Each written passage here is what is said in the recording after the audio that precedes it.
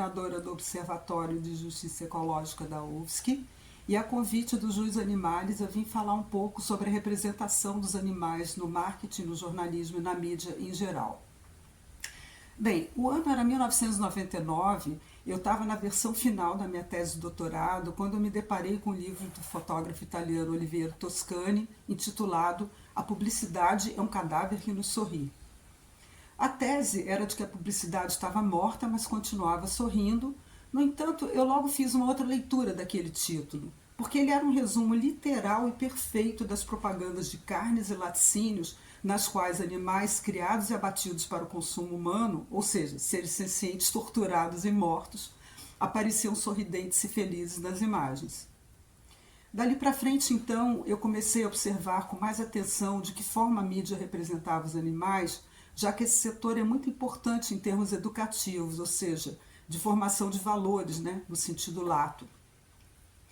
E, na verdade, o meu primeiro insight sobre o valor deseducativo da mídia foi em 1993, ainda durante o mestrado, ao observar um spot publicitário que induzia ao consumo voraz de recursos naturais.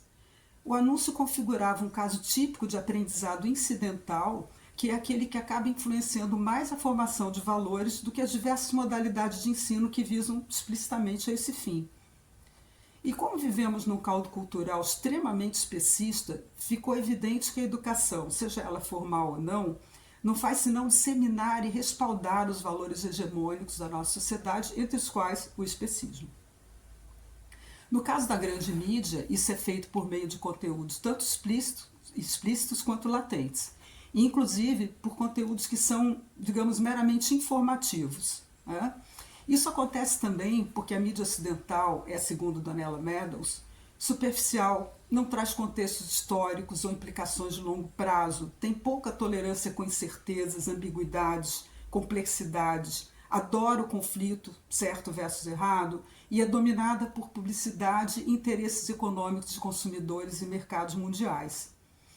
Portanto, os pressupostos que orientam as escolhas sobre mérito e como os eventos de interesse jornalístico são relatados não são aleatórios ou fortuitos, como diz Schlechtenweg. Temos então os chamados media frames, que para Gittling são padrões de cognição, interpretação, apresentação, seleção, ênfase e exclusão, por meio dos quais os manuseadores de símbolos organizam o discurso, seja ele verbal ou visual. Consequentemente, não existe imparcialidade nem no jornalismo tout court, nem no jornalismo fotojornalismo, nem no cinema, propaganda menos ainda, etc. Mas atenção, Bourdieu nos alerta que, paradoxalmente, o mundo da imagem é dominado pelas palavras. A foto, diz ele, não é nada sem a legenda que diz o que é preciso ler. Legendum, isto é, com muita frequência, lendas que fazem ver qualquer coisa. E ele termina dizendo, nomear é fazer ver, é criar, é levar à existência.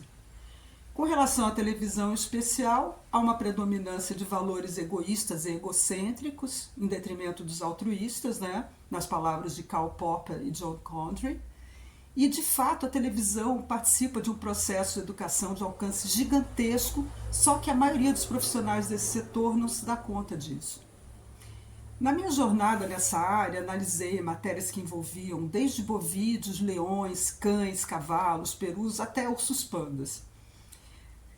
Nessas imagens, os animais eram apresentados como comida, objetos de exploração econômica e diversão, por exemplo, em zoológicos, aquários e vaquejadas, etc., instrumentos de caça, guarda, segurança, recursos que cumprem funções ecológicas, ferramentas de pesquisa, mas também como perigosos, legais ou ilegais, e, por exemplo, contraventores, como destruidores de reservas ecológicas, por exemplo.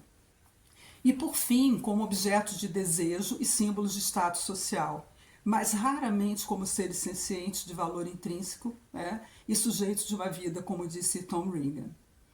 Com isso, a mídia, sejam jornais impressos, a TV, propaganda, cinema, acaba produzindo, reproduzindo e legitimando o especismo, incluindo o especismo seletivo, cujo exemplo mais emblemático é o caso dos animais de raça versus vira-latas, e o valor meramente instrumental dos animais. Algumas consequências disso são o apagamento de questões com desdobramentos morais e éticos, tratamento de questões éticas e morais sob suas dimensões legais e técnicas, a transformação de questões éticas em questões estéticas, a banalização e mesmo a apologia à crueldade e à violência, travestidas muitas vezes de tradição cultural, como foi o caso citado das vaquejadas, o bem-estarismo no máximo como meta ou pauta de conduta ética para com os animais, a legitimação do domínio da espécie Homo sapiens sobre a natureza, a visão dos animais como recursos, servos e escravos dos humanos, desinformação e desqualificação das dietas veganas e vegetarianas e, por fim, mas também não conclusivamente, o apagamento da compaixão e do ideário abolicionista. Além disso, me deparei várias vezes com tradições problemáticas, com exclusões e silêncios que muitas vezes simplificavam matérias originais e até adulteravam o seu conteúdo. Bem, eu encerro então citando mais uma vez o Pierre Bourdieu, que foi um autor que muito contribuiu nessa minha caminhada, reunida no livro Jornalismo Especista, que afirma que, quanto mais um órgão de imprensa ou meio de expressão pretende atingir um público extenso, mais ele deve perder suas asperezas, tudo que pode dividir, excluir, e não deve jamais levantar problemas ou apenas problemas sem história. Bem, e lembro por último que cadáveres, pelo menos esses aqui em pauta, não sorriem jamais.